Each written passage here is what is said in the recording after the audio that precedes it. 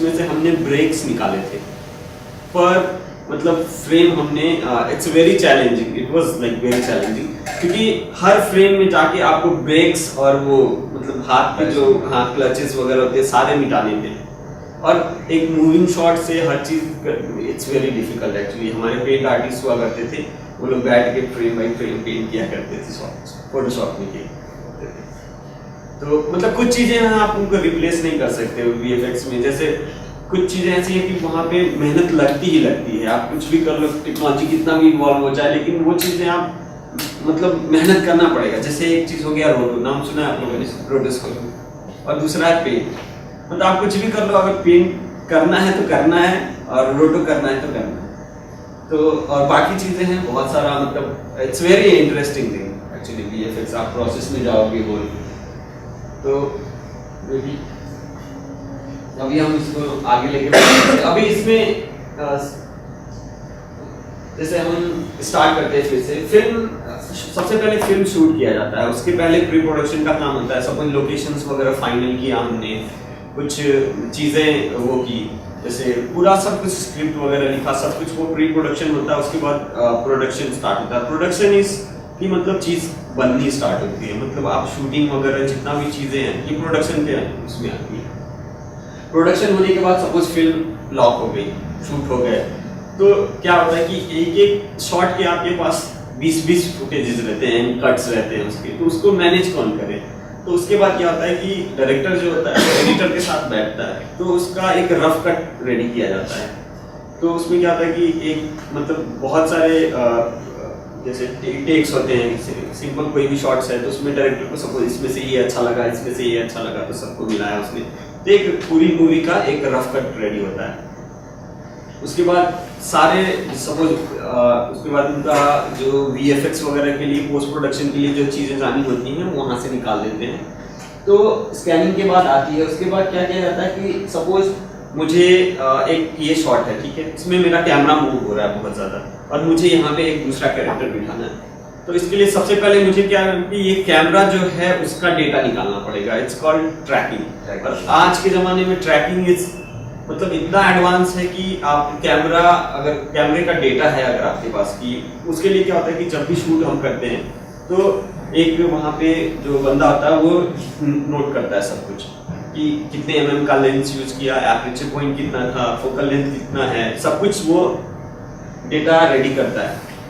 Film back कितना है, camera कौन सा यूज किया, लाइटिंग क्या है, कंडीशंस, तो वो सारे अगर आप डेटा फीड करते हो तो it's very easy for software to मतलब ना टू कैलकुलेट ट्रैक एक्चुअली। तो ट्रैक निकालते हैं उसके बाद, तो उसके बाद वो ट्रैक जो होता है वो इसके लिए अलग से आपके पास आर्टिस्ट होते हैं, they are called match movers. तो बड़े बड़े स्टूडियोज होते हैं, उनका डिपार्टमेंट भी होता है मैच मूविंग आर्टिस्ट का, मैच मूवर्स। वो क्या करते हैं कि कैमरा डेटा जनरेट करते हैं, बस सपोज शॉट में वीएफएक्स करना है, उनके पास शॉट जाएगा, वो डेटा निकालेंगे, ठीक है, डेटा एक्सट्रैक्ट करेंगे, और वो डेटा जो होगा वो दे देंगे सीजी डिपार्टमेंट को।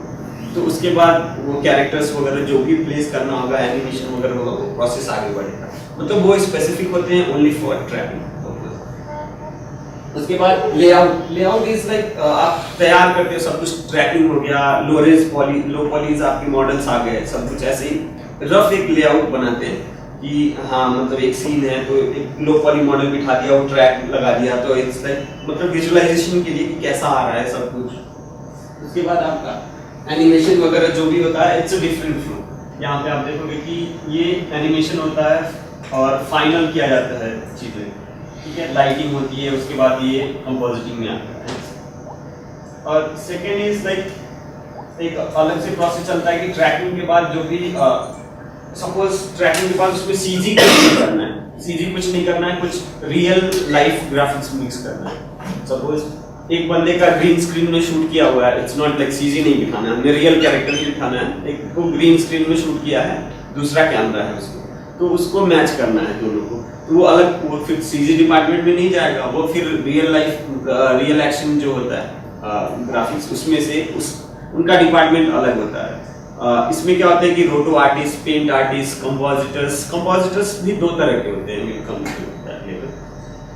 तो वो क्या करते हैं, मैट एक्सट्रैक्शन करते हैं, एक्सट्रैक्टर्स होते हैं, मैट एक्सट्रैक्ट करते हैं, उसके लिए रोटो वगैरह करते हैं, पेंट करते हैं अगर इफ रिक्वायर्ड। तो वो वहाँ से उसका मैट जनरेट करते हैं। Matte, you know matte, alpha. आप अच्छा, आपको पता है कि इमेज किस चीज से बन के रेडी होता है? जैसे कोई भी इमेज है, ठीक है, पिक्सल्स से बन के होता है। चैनल्स का नाम सुना है कुछ? पिक्सल्स आर रेडी, मतलब कोई भी पिक्सल होता है उसमें 3 चैनल होते हैं, इनफैक्ट 4, लेकिन ये नॉट इन जेपेग, ठीक है। जनरली 4 चैनल्स होते हैं, रेड, ग्रीन, ब्लू और alpha. Red channel, blue channel, green channel और अल्फा चैनल। मतलब कोई भी कलर हम देखते हैं ना, वो मतलब 3 में डिवाइड होता है इन सॉफ्टवेयर। आप प्रिंटिंग करोगे तो उसके लिए डिफरेंट होता है, वो डिफरेंट सिस्टम है।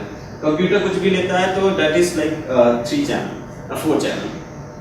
बट यहाँ पे जैसे आप अगर कोई भी जेपेग है, चैनल से अगर अल्फा से आप कंफ्यूजन होता है तो मैं बताता हूँ कि आप सपोज किसी चीज को कट करते हो फोटोशॉप में, ठीक है, उसको दूसरे पे ले जाके मर्ज करते हो, ठीक है, तो आपको अल्फा इंफॉर्मेशन चाहिए होती है उसकी कि वो किसी चीज के ऊपर जाके मर्ज हो, ठीक है। अगर मैं यहाँ पे फोटोशॉप में ले जाके ये इमेज और दूसरा सेम ऐसे इमेज को मर्ज करूँ तो एक दूसरे के ऊपर आ जाएगा, पीछे वाला इमेज नहीं दिखेगा। लेकिन अगर आपके पास अल्फा का इंफॉर्मेशन है, अल्फा 2 तरह का होता है, मतलब ब्लैक और व्हाइट। व्हाइट मतलब होता है कि 100% ओपेक, और ब्लैक मतलब होता है 0, मतलब ट्रांसपेरेंट, और बीच का जो भी होगा वो सेमी ट्रांसपेरेंट होगा, ग्रे जो एरिया होता है। तो अगर सपोज मुझे कुछ कट करना है, अल्फा देना, ठीक है, तो व्हाइट पिक्सल जितना भी मैं काटूंगा ना, वो मतलब उसका वो दिखेगा सॉफ्टवेयर में ले जाने पे, और जो ब्लैक हो जाएगा वो नहीं दिखेगा। तो मतलब 4 चैनल्स होते हैं जनरली, वो रेड, ग्रीन, ब्लू और अल्फा। मतलब किसी भी अगर आप सॉफ्टवेयर के अंदर जाएंगे तो ये ऐसे सिस्टम वर्क करता है। तो वहाँ पे फिर स्कैनिंग के बाद आपका वो होता है, उसमें भी बहुत सारा प्रोसेस होता है। जैसे डस्ट बर्स्टिंग, उसमें क्या होता है कि जो शूट करते हैं हम मूवीज वगैरह, वो 2 चीज़ों पे शूट करते हैं। या तो बहुत सारे डायरेक्टर्स प्रेफर करते हैं डिजिटल में शूट करना। जैसे डिजिटल में करने का फ़ायदा ये है कि जो VFX का प्रोसेस है वो ईजी हो जाता है करना। और बहुत सारे डायरेक्टर्स हैं जो फिल्म में शूट करते हैं। फिल्म कैमरा और डिजिटल कैमरा, ये पता है आपको क्या होता है?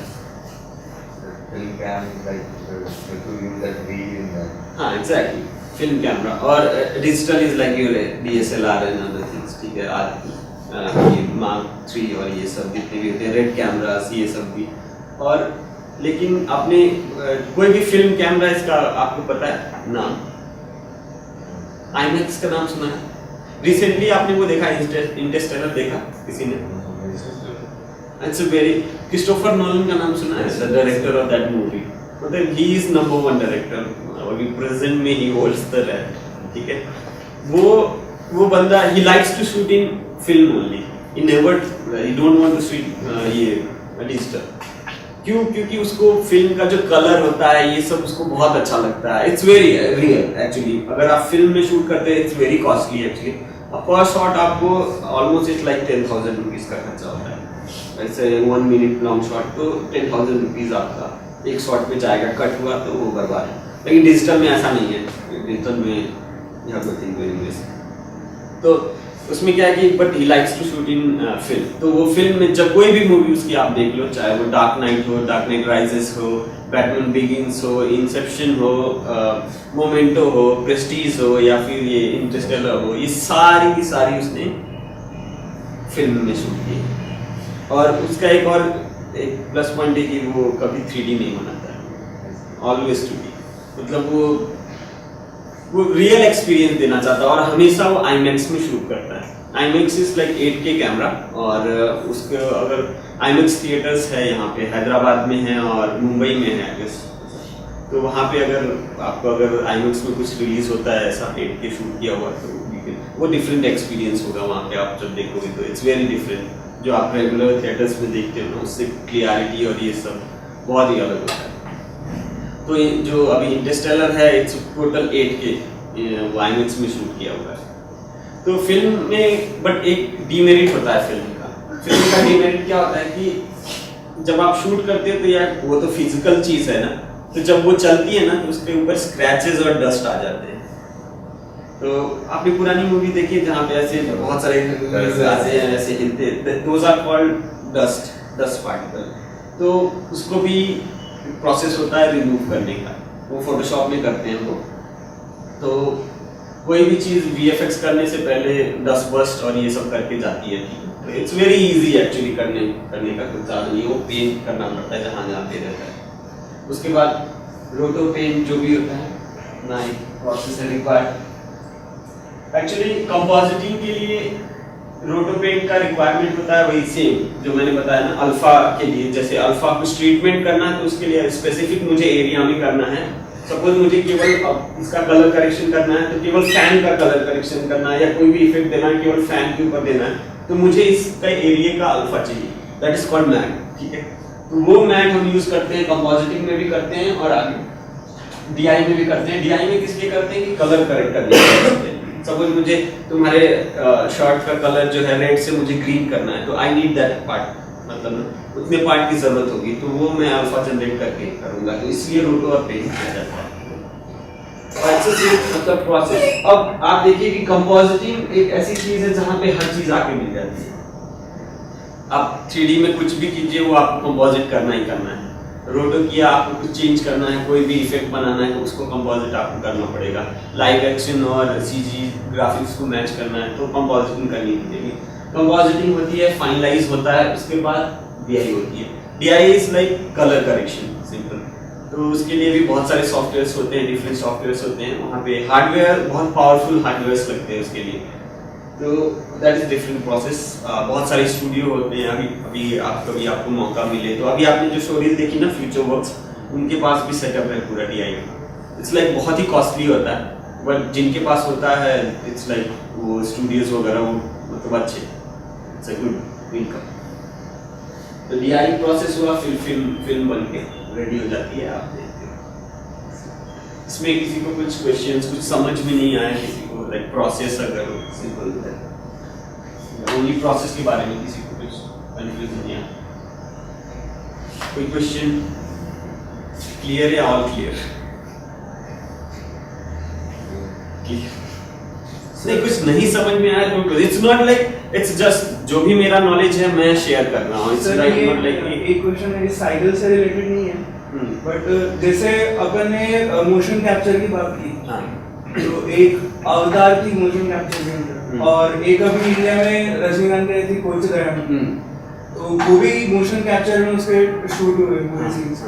तो बट सर फिर भी अवतार का जो एनिमेशन था वो बहुत ज्यादा रियलिस्टिक था, बट कोच गया में वैसा नहीं था, वो थोड़ा पुअर एनिमेशन था उसका थोड़ा। तो आप देखो ना अवतार का technology difference, budget only thing budget. नहीं बट इसमें बेसिकली काम तो सर सॉफ्टवेयर से होता है, सॉफ्टवेयर से होता है, लेकिन क्वालिटी पे डिपेंड होता है ना कि आप एक कोई भी बंदा है, एक कोई भी काम है, आप एक चेयर ही खरीदने जाते हो, ठीक है, यही चेयर आपको 100 रुपए में मिलती है, यही 1000 रुपए की मिलती है, तो आप तो बोलोगे चेयर ही है, बैठना ही है, लेकिन फर्क है। जो आप 1000 रुपए की चेयर खरीदोगे उसमें कंफर्ट ज्यादा रहेगा। मतलब मैं दूसरे पॉइंट ऑफ व्यू से बोल रहा हूँ, लेकिन इट्स लाइक आप अगर किसी को बेटर ज्यादा पैसा पे करते हो, ठीक है, उसके ऊपर उसको टाइम स्पेंड करने देते हो। मतलब आर्टिस्ट कोई बोलता है कि मूवी महंगी हो गई, तो कैसे महंगी हो गई? क्योंकि सबसे ज्यादा जो पैसा खर्च होता है वो R&D पे खर्च होता है, किसी भी मूवी के रिसर्च एंड डेवलपमेंट पे।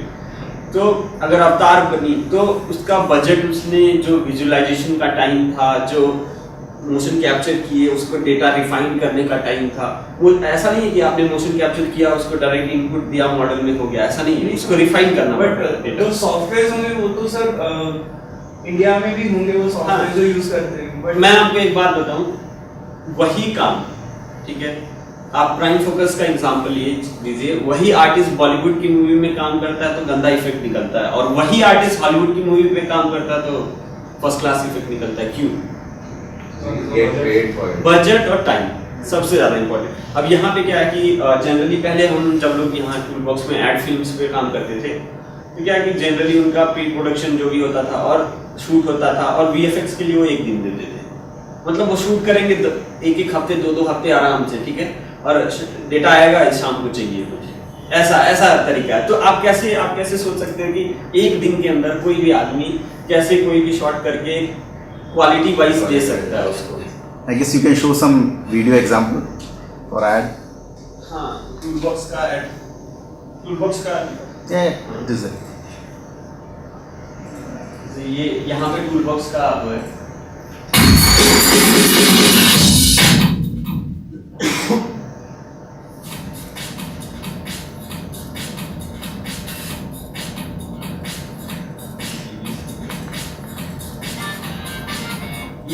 ये सेंटर फ्रूट का वो DDC का।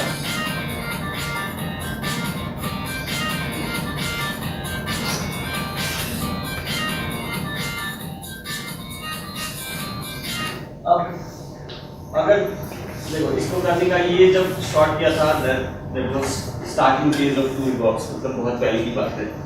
तो ये जितने भी मॉडल्स हैं ना, लाइट्स थोड़ा सा लाइट्स,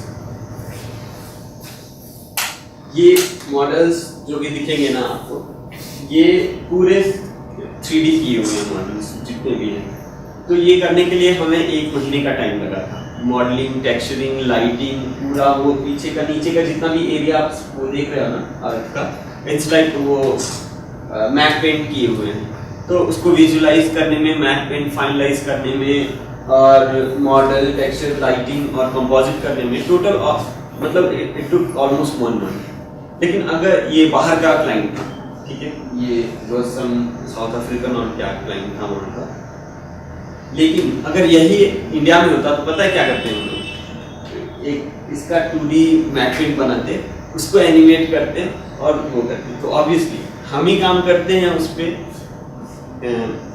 हॉलीवुड मूवीज पे हम ही काम करते हैं, बॉलीवुड मूवी पे हम ही काम करते हैं, मराठी मूवी पे, लेकिन तीनों की क्वालिटी आपको सेपरेट मिलेगी। क्यों? क्योंकि बजट, टाइम का बहुत बड़ा डिफरेंस होता है। और सबसे बड़ी बात होती है कि बहुत सारे, जैसे हॉलीवुड में अगर आप काम करते हो, उनके लिए काम करते हो, तो दे आर नॉट सेटिस्फाइड, तो उनको लगेगा कि अरे यार कुछ तो कमी है।